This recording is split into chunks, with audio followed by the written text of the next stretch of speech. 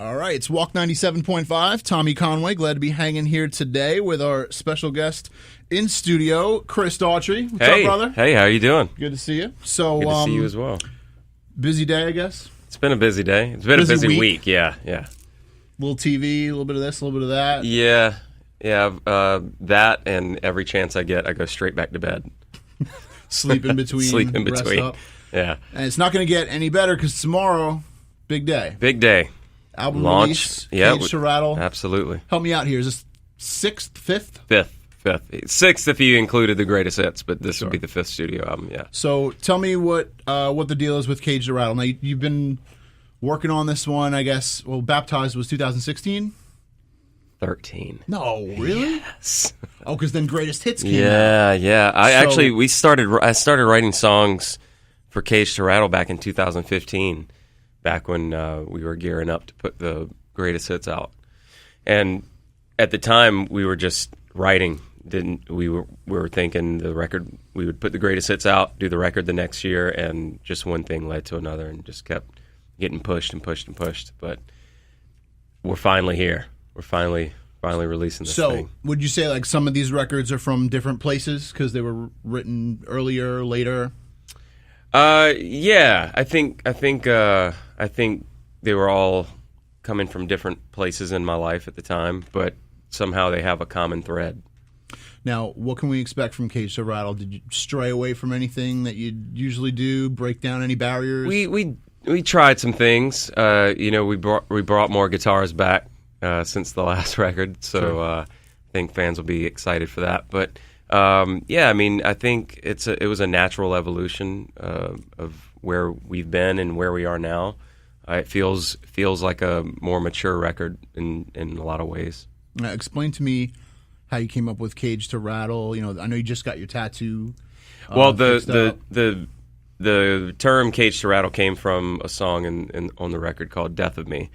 And I wrote that with a guy named Scott Stevens, and I was just in a really weird place. I lived in LA at the time, and life just felt... You ever have those days where just things feel unbelievably hard? Yeah. You have kids? Of course, I don't. Oh, okay. Well, it just felt... Everything in life just felt very chaotic and like work. And I remember kind of talking about that in the writing session, and it just kind of made its way into the songwriting, and just how the compounded stress and everything around me was going to be the death of me, and there was a line, another day, another battle. We all have a cage to rattle, and that just kind of stuck with me throughout the process. Pretty cool. Yeah. And then, I guess the imagery of it is like rib cage. Yeah, right? There was a lot of love that went into this record, and there's the rib cage shaped like a heart. It just kind of all went hand in hand. All this weird imagery. So what goes on, when you're not touring, when you're not writing, when you're just straight chilling? I forgot what straight chill was. How does that look again? When I'm at home, I'm in dad mode. It's full on dad mode. When I'm out on the road, if there's a day off, we try to go catch a movie or catch up on my stories on my Netflix. Mm-hmm. What do you watch? I'm in Luke Cage right now. Okay, I don't know. What? It's a Marvel show. Okay. What else? I'm waiting for for Game of Thrones to come back. Are you caught up on Better Call Saul? I didn't start that, and really I was good. a huge Breaking Bad fanatic. Your Pollos Hermanos, the apron that you have. That's the coolest. Yeah, Better Call Saul is worth it. It's quick too. It's only 3 seasons. Yeah, it's over. 4 is about to start. Oh, okay. So I have 2 episodes left. Is it as good as Breaking Bad though? There's not as much drama. It's not as dark. Yeah. There's not as much violence and. I heard it took a while to get into it. Yeah, but I don't have that kind of characters time. are pretty endearing though. I think you'd like it. So I wanted to ask you this question because I hear you, in your songs a lot of influences. I know you're a rock guy. You got rock roots. If there was a band you could go back in time and tour with, who would you want to tour with? Wow. I mean, forget any living or dead. If I was already in a band back when I was, obsessed with let's just put it this way. When I first got into music in the 90s, if I could have toured with like Soundgarden or Live or Alice in Chains or any of those groups in their, when they were first breaking, that would have been pretty awesome. Yeah. Do you think Kurt really wrote the song she sang in Hole? You mean Courtney? Courtney, yeah. Might have. I don't know. Yeah. You have a favorite venue to play? You would think the Paramount was one of them. Probably. We're there a lot. We love that venue, actually. Jones Beach is always always fun. I saw you there one year. Yeah, it's always Goo Goo Dolls playing tees. Yeah. And for everybody listening, Daughtry's at the Paramount August 25th, presented by Walk 97.5, and tickets still available. So the live show's pretty cool.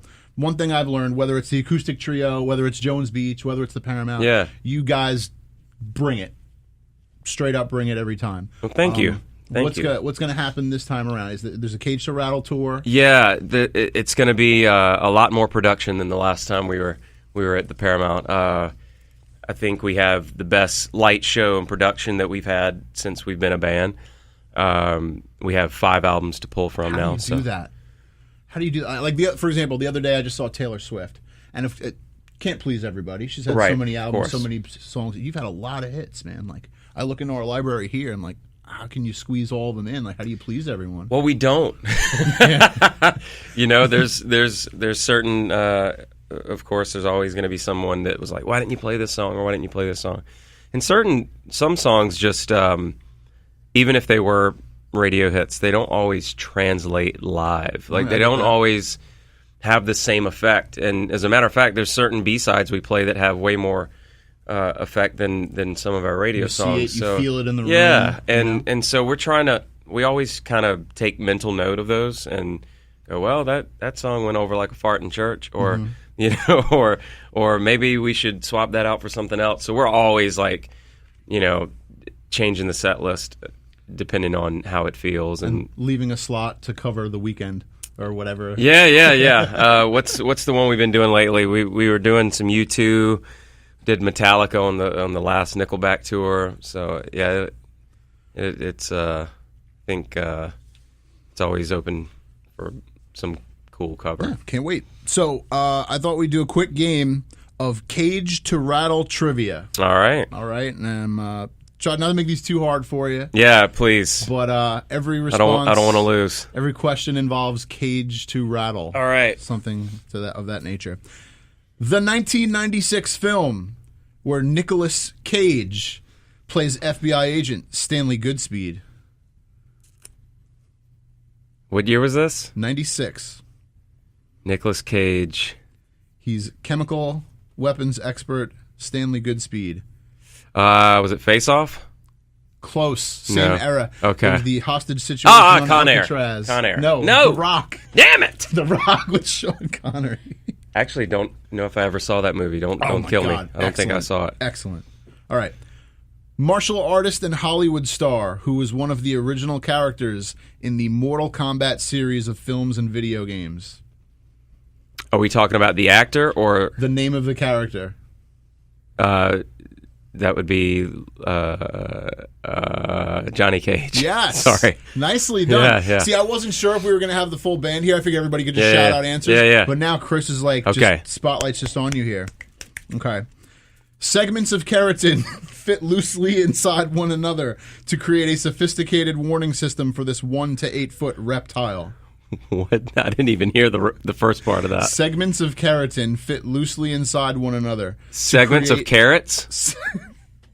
Keratin. It's a component Gotcha. I feel of a you. living creature. They fit loosely inside one another to create a sophisticated warning system for this 1 to 8 foot reptile.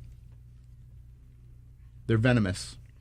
Rattlesnake? Rattlesnake. All right. Correct. And then one more for you. This can be anywhere from 10 to 18 feet in most public pools. Say that again?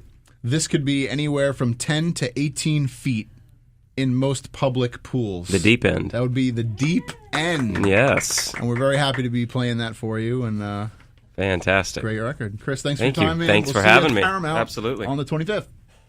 See you there. Cool.